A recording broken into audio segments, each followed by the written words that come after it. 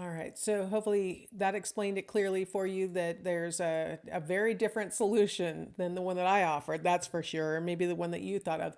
Maybe if you've had accounting or something like that, you came up with a solution more like what you saw in the video. Let's move on to the stages of problem solving. So, first off, we need to understand or represent the problem. We have to figure out what the problem is. And I thought that I should tap into the issue of cognitive complexity a little bit to illustrate how different people approach problems. So, if you want to play along, the task in this measure is to think of a person that you like. And then you're supposed to write down a few descriptions, little short descriptions of things like their things about their personality or things about the way that they behave. Don't talk about how they look, but just talk about how they act, how they are, stuff like that. Then think about a person who you don't like. And I don't mean somebody who you have neutral feelings on. I mean a person that you dislike, somebody who you're like, I don't want to be friends with that person. Think about their personality and behavior, and again, not their physical characteristics. So make a list, and if you want to play along, you can pause me and go ahead and make an actual list of the characteristics that you can think of for the person who you like, and then a list for the person who you can think of that you dislike. Okay, so I'm going to assume that you already paused me, you did your list, and you're ready to hear what this means. This is a measure of cognitive complexity, and it really doesn't matter what you say about the person who you like or dislike. It's just a prompt to get you to write things. What we're really interested in is how many things you wrote down. And the more things that you write down, the more cognitively complex you are judged to be. The more details you tend to pay attention to, or that you can actually express. So the average college student produces about 16 different constructs to describe altogether the person who they like and the person who they dislike. So you add them all up. It's not just for one category. Within college students, the range in the test was between 5 individual constructs and 43. So obviously people vary a lot in how much they write down or think about. I actually had a student one time in class who wrote down one thing for each person. And it wasn't, I asked, well, do you not want to do it? And he said, no, I'm just done. I said everything I need to say about these two people. And I was like, okay. So you're outside the range of the original norming sample. That's okay. The implications of cognitive complexity are that cognitively complex people tend to be better at taking other people's perspectives. They are better at persuading other people. They deal more effectively in ambiguous situations. Not knowing the direct answer is not as troubling for them. And they cope more effectively in unstructured situations or unexpected situations. They tend to cope better. And so it seems like a skill that has far-reaching implications, right? Having greater cognitive complexity. I don't know if it's something that we can work on or not. I don't know if it's a, inborn sort of approach to the world, or if it's something that we can kind of train ourselves to have more of. That's kind of where the research has like petered out, is trying to figure out, okay, so, but why do people differ on this? Are they born like this, or have they been trained? And we don't really know. But I thought I'd throw that in there right at the beginning, talking about how we understand or represent problems, because more cognitively complex people are going to probably find problem solving more pleasurable than people who are less cognitively complex, because cognitively complex people enjoy ambiguity more. Now, we talked in the last chapter about framing. And what I want to characterize it as overall is that it's how the problem is set up. It could be how you're setting up your own problem for, attempting to solve it, or it could be the way that the problem was presented to you. Right. So it could be that you're trying to decide between birth control methods, let's say, and condoms say that they're 98% effective, and birth control pills say that they're 99.4% effective. And so what they're each trying to do is get you to focus on their effectiveness and ignore the failure rate, right? As the promoters of their own product, they're framing the problem as how successful their product is, rather than highlighting for you the failure rate. So they're hoping that you'll solve the problem on their side, pick their product. So I thought I'd give you an example of a problem to solve here. Let's pretend like you've decided to see a play at the Paramount and you bought your $75 ticket. And let's pretend like this is the olden days in which your ticket is not a scannable QR code in your phone. And let's say instead it's an actual physical ticket. All right, so you have to play along, pretend like it's 1998. As you enter the theater, you realize you've lost your ticket, your paper ticket, your physical ticket. You can't remember your seat number, so you can't prove to the management that you bought a ticket. You know, you're standing in line, you go, oh no, I lost my ticket. And the ticket taker says, well, do you remember what seat you were going to be in? And you're like, oh my gosh, I can't remember that. So here's the question. You're standing in line, you want to see this performance. They have more seats available. Would you spend another $75 in order to get a new ticket so you can actually complete your plan and see the play? All right. Let's frame it differently. And then I'll talk about both sides. You've reserved a seat for a play at the Paramount for which the ticket price is $75. So now you don't have a physical ticket in your hand. Maybe it's on your phone now. That would be fine. As you enter the theater to buy your ticket, you discover that you've lost $75 from your pocket. So you have reserved a seat, but you haven't paid for it yet. You go to pay for it, and you discover you're missing $75 out of your pocket. You still have the $75 that you need in order to buy your ticket. So you can afford to buy the ticket if you want. The question is, would you still buy the ticket even though you're $75 shorter on cash than you thought you were? For a lot of people, this framing really has, I don't have it so you can see both of them simultaneously. That was short-sighted of me.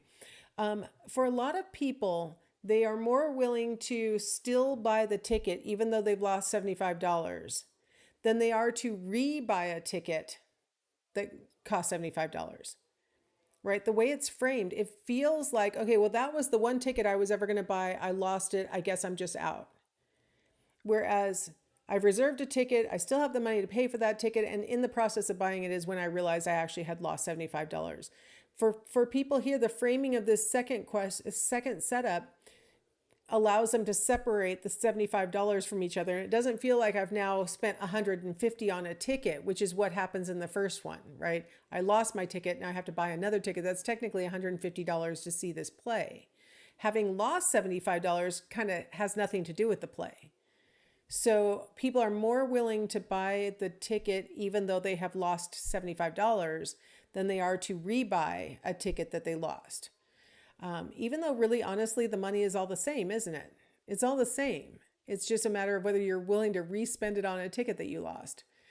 So how the problem is set up can cause us to think about it in a way that alters our solution. If it were just set up a little bit differently, we might come up with a different solution. Our textbook talks a lot about different kinds of problems that have maybe they're hard to solve, but then I tell you a different story that is related. And if you think about the first problem through the lens of this new story, now all of a sudden you could solve it. There's a lot of research on that, like how I'm framing this for you, how, what clues I give you. Those are all factors in helping us to generate solutions to problems. So I wanted to talk about some different strategies for solving problems. How do we generate solutions to problems? Our textbook really doesn't go into this terminology as much as I like to go into this terminology, so I wanted to make sure I taught this. First off, there's algorithmic solutions. These are step-by-step strategies where if you follow the rules, you will solve the problem. The problem with algorithms is that they're time-consuming and you have to think deliberately. You have to apply the rules in order to achieve the outcome. So they tend to be time-consuming, but on the other hand, some tasks can only be solved if you consider them in a step-by-step way. Like no other solution that I'm going to talk about really works very well for certain tasks. So let's start with a task that doesn't solve very well any other way except for algorithmically. So we have three men, Fred, Ted, and Ed. And they are married to Joan, Sally, and Vicky, but not necessarily in that order. Joan, who is Ed's sister, lives in Detroit. Fred dislikes animals. Ed weighs more than the man who is married to Vicky. The man married to Sally breeds Siamese cats as a hobby. Fred commutes over 200 hours a year from his home in Ann Arbor to his job in Detroit. Okay, so those are your clues. You've got 5 clues. Now, if you don't want to hear the solution right away or see the strategy or the way to approach it, you might want to pause me because I'm about to tell you how to solve the problem. There are lots of like heuristic approaches. We talked about heuristics in the last chapter where you kind of just dive in and start making guesses. Based on your knowledge or experience in life, you might start guessing. But there's an algorithmic way to approach this problem. And let me show you what it is. First off, you make a little table. And you go ahead and you label the table columns with the names of the men, and you label the rows with the names of the women. And you start marking things off based on the clues. So let's start with the first clue. Joan, who is Ed's sister, lives in Detroit. I'm going to go out on a limb and say that I don't think Joan is probably married to Ed, right? So I'm going to mark Ed off for Joan. That can't be right. Fred dislikes, Ed weighs more than the man who is married to Vicky helps us to eliminate Ed as Vicky's husband. So we know that Ed is not married to Joan, Ed's not married to Vicky, so that means process of elimination, he must be married to Sally. Now knowing that Sally must be married to Ed allows us to eliminate Fred and Ted for Sally, so we can put X marks on that. Okay, now the next one is, let's see, Joan, who is Ed's sister, lives in Detroit. Fred commutes over 200 hours from Ann Arbor to Detroit. So Joan and Fred are probably not married. I doubt that Fred lives in Ann Arbor, his wife lives in Detroit, and his job's in Detroit. Like, that doesn't make sense. So Joan's probably not married to Fred. So look what we did. We completed another column, right? Where we know Fred's not married to Joan. He's not married to Sally. So he must be married to Vicky. Oh, and Joan must be married to Ted. I forgot where my things were going to pop up. So Vicky must be married to Fred. We had solved that. Joan must be married to Ted because she's not married to Fred. She's not married to Ed. So we solved the problem very easily, not even actually needing to use all of the clues, right? Because we have the man married to Sally breeds Siamese cats, and we know that Fred dislikes animals. So we know that Sally can't be married to Fred, right? So we know that we could have eliminated Fred for Sally, but we didn't need to because that got eliminated when we said Sally was married to Ed, right? So, but look at, by doing it algorithmically, very quickly, and with me still narrating it, it was a fast solution to the problem of these 3 men married to these 3 women. Like, these are the kinds of problems that really need an algorithmic solution. Here's another one. You're visiting a strange country in which there are just 2 kinds of people, truth tellers and liars. Liars always tell the truth, and liars always lie. You hail the first 2 people you meet and say, "Are you truth tellers or liars?" So you ask them straight out, are you truth tellers or liars? The first person mumbles something that you can't hear. The second person says he's a truth teller. He is a truth teller, and so am I. Can you trust the directions that these 2 may give you? Okay, so this is it. You don't get to, a lot of times students will say, well, I'll ask a question like, is the sky blue? But you already asked a question, are you truth tellers or liars? And you got an answer. The answer to this question can be distilled through an algorithmic approach. Heuristically, we want to say, well, the green guy mumbled. You can't trust a mumbler. You know that people mumble when they're trying to obfuscate what they said. Right? They don't want you to hear what they said. He can't help but tell the truth. He can't help but lie. So maybe he mumbles to cover it up. That's a heuristic solution. You're using your experience in life and your knowledge of how the world works to try and solve the problem. What if we approach it algorithmically?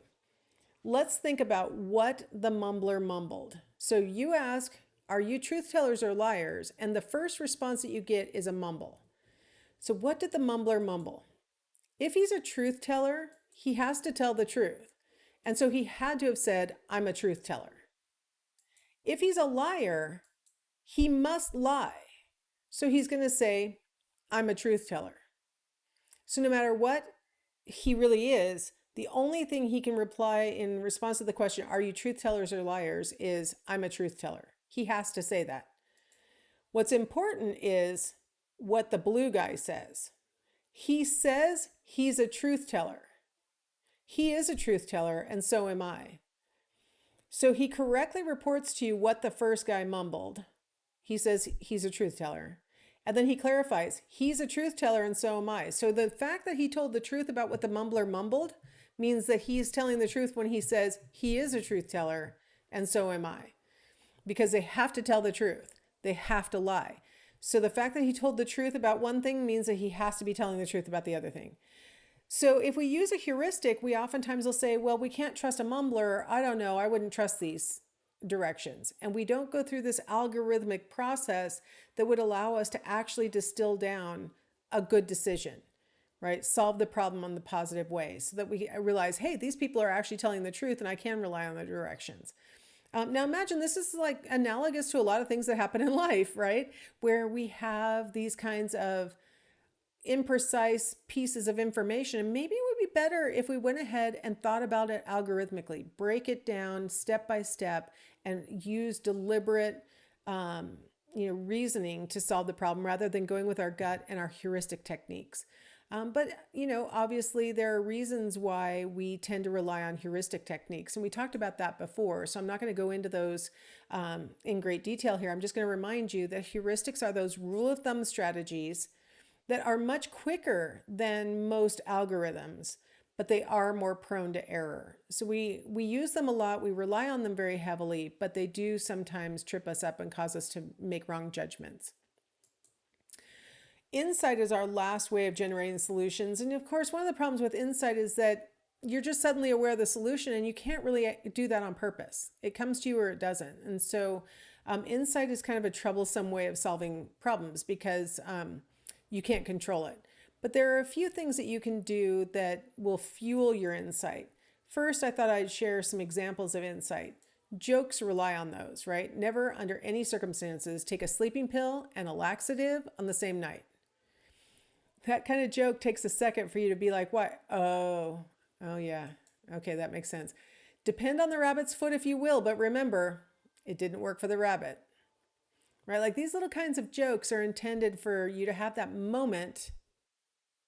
What do you mean? Oh, yeah, I guess that makes sense.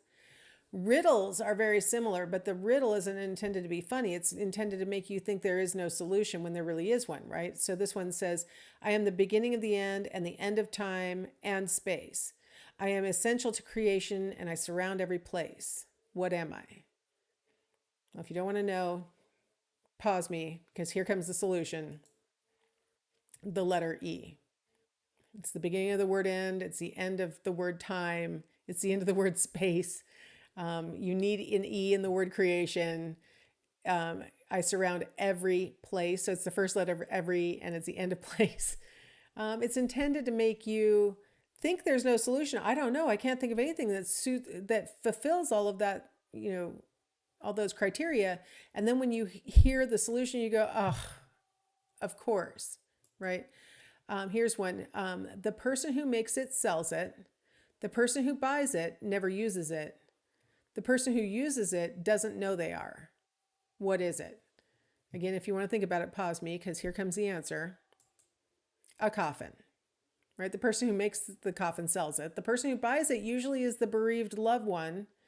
And then the person who uses it doesn't even know they're in a coffin, obviously. So a coffin.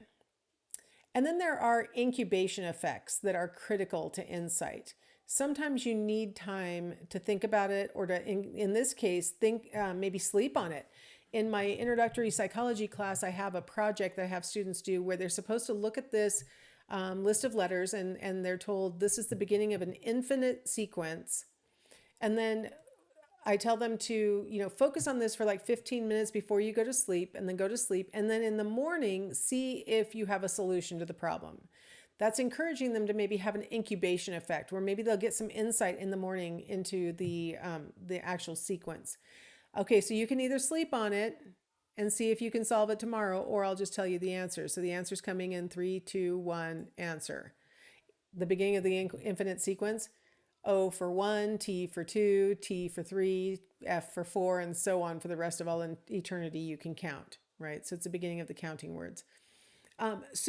Insight sometimes benefits from taking a break, sleeping on it, doing something else for a little while. You know, it helps to free up that part of the brain that might be working on the problem so that when you come back to the problem, it suddenly seems like there's a really obvious solution. And that's due to insight. All right, I'm going to stop here and we're going to talk in the next segment. Actually, the last thing that you do is evaluating solutions. So that's what we'll talk about in the next segment. So I will see you then.